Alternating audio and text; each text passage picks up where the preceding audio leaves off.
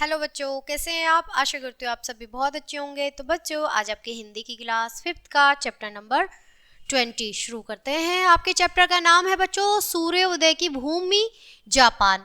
यानी जो जापान एक देश है, वहाँ की सूर्य उदय की जो भूमि है उसको लेकर हमारा जो ये पाठ है आज दिया गया है, और ये एक लेख है जिसके बारे में हम पढ़ेंगे। ठीक है, चलिए पाठ को शुरू करते हैं बच्चों। बच्चों, जापान एक ऐसा देश है जो 4 बड़े तथा अनेक छोटे छोटे द्वीपों से मिलकर बना है। इसका सबसे बड़ा द्वीप है होशु, यानी एक द्वीप का नाम है होशु। ठीक है, और उसी में वहां की राजधानी टोक्यो स्थित है। यानी जापान की जो राजधानी है वो क्या है बच्चों? टोक्यो। ठीक है, जापान विश्व का वह देश है जिसमें सबसे पहले सूर्योदय होता है। यानी हमारे पूरे जो विश्व है, पूरे विश्व का सबसे पहले जो सूर्योदय होता है यानी दिन निकलता है वो जापान है। ठीक है, इसलिए इसे सूर्योदय का देश भी कहा जाता है या फिर कहते हैं। ठीक है, जापान का अधिकांश क्षेत्र पर्वतीय है। यहाँ समय समय पर ज्वालामुखी विस्फोट होते हैं। समुद्र की निकटता के कारण उनके भोजन में सागरीय जीवों की प्रधानता रहती है। चावल वहाँ की प्रमुख फसल है, यानी यहाँ सबसे ज़्यादा जो उगाया जाता है वो चावल होता है। चावल तथा मछली उन लोगों का प्रिय भोजन है। जापान के लोग चाय के बड़े शौकीन हैं। उनके चाय बनाने की एक विशेष विधि है जिसे चा नु यो कहते हैं। जिसे क्या कहते हैं बच्चों? चा नु यो कहते हैं। इस विधि की सबसे बड़ी विशेषता यह है कि इसमें दूध और चीनी का प्रयोग नहीं किया जाता है। जापानी लोग सूर्योदय सौंदर्य प्रेमी होते हैं। बचपन से ही बच्चों को स्वच्छता, शिष्टाचार एवं अनुशासन का पाठ पढ़ाया जाता है। वे अपने घरों की सजावट का भी विशेष ध्यान रख देते हैं। वे अपने घरों को मोहक चित्रों और रंग बिरंगे फूलों से सजाते हैं। फूलों को सजाने की जापानी विधि को एकवाना कहते हैं। यह विधि पूरे विश्व में लोकप्रिय है। जापान के उद्यानों का यानी जो बगीचे होते हैं उनका निर्माण भी एक विशिष्ट शैली में होता है, जिनमें उनमें पेड़ फूलों की क्यारियां तो नहीं होती हैं, साथ ही तालाब, नहरें, पुल आदि भी होते हैं। अपने घर के लघु से बगीचे को भी ये लोग कलात्मक ढंग से सजाते हैं। बड़े वृक्षों को छोटे छोटे से आकार का बनाने की विधि जापान की ही देन है। इन्हें बोनसाई कहते हैं बच्चों।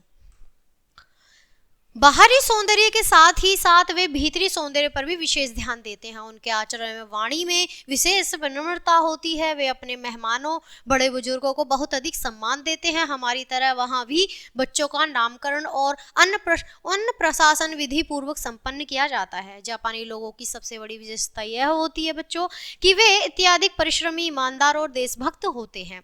द्वितीय विश्व युद्ध में जापान के 2 शहरों नागासाकी और हिरोशिमा पर अमेरिका द्वारा परमाणु बम गिराए गए थे। इन मामलों ने इस देश को गंभीर रूप से तबाह कर दिया था, परंतु आज अपनी मेहनत के बल पर इनके लोगों ने इन्हें दुनिया का सबसे समृद्ध देश बना दिया है। उद्योगों के रूप में समस्त विश्व पर इसी का राज है। जापानी बच्चे प्रारंभ से ही देशभक्त, साहसी, निडर तथा परिश्रमी होते हैं। इनमें उन गुणों का रोपण करने में उनके माता पिता विशेष भूमिका निभाते हैं। प्रसिद्ध भारतीय संत स्वामी रामतीर्थ एक बार जापान की यात्रा पर गए थे। वहां से वह रेलवे स्टेशन पर खड़े होकर अपने मित्रों व चाहने वालों से बातें कर रहे थे। उन्होंने बातों बातों में कहा कि जापान देश तो बहुत अच्छा है, परंतु यहाँ अच्छे फल नहीं मिलते। थोड़ी देर बाद ट्रेन आ गई। वे ट्रेन में चढ़ने के लिए अपने स्थान से हिले भी न थे कि एक जापानी दौड़ा दौड़ा उनके पास आया। उसके हाथों में फलों की टोकरी थी।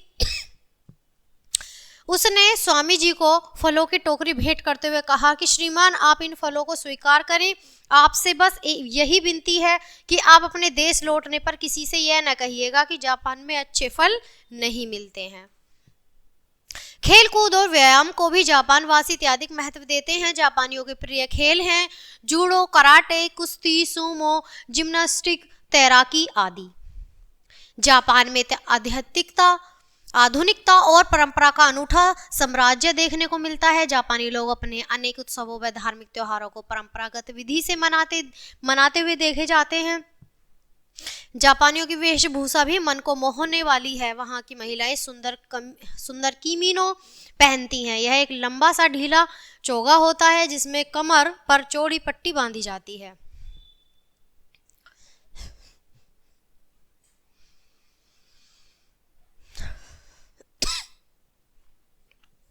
जापानी महिलाएं केश श्रृंगार को भी विशेष महत्व देती हैं। वे अपने बालों को विशेष प्रकार से सजाकर उनमें फूलों व आभूषणों का प्रयोग करती हैं।